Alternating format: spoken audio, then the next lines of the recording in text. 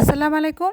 বাসায় খাবারের জন্য যে সবজিগুলো আনা হয় সেই সবজির একটা অংশ ফেলে দিতে হয়। ওই ফেলে দেওয়া অংশগুলা দিয়েই আমি প্রতিদিন মুরগির জন্য একটা পুষ্টিকর খাবার তৈরি করি।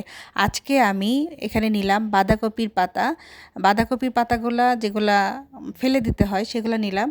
ফুলকপির বাড়তি অংশ, তারপর আলুর খোসা, পেঁয়াজের খোসা এগুলাকে আমি নিলাম।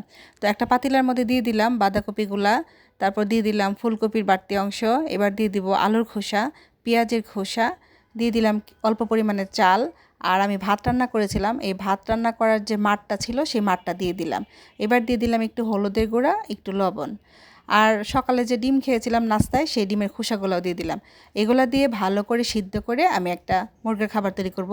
এখন আমি এটাকে নিয়ে যাব ছাদে। ছাদের মধ্যে নিয়ে এখানে আমার ধানের কুড়া আর গমের ভুসি অল্প মিশিয়ে আমি আমার মুরগিগুলোকে খেতে দিব।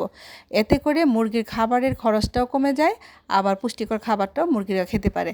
আপনারা আপনাদের বাড়ির আশেপাশে যদি ফেলে দেওয়া সবজি টবজি থাকে এগুলো সিদ্ধ করে এভাবে আপনারা প্রতিদিন মুরগিকে দুপুরবেলা খেতে দিতে পারেন।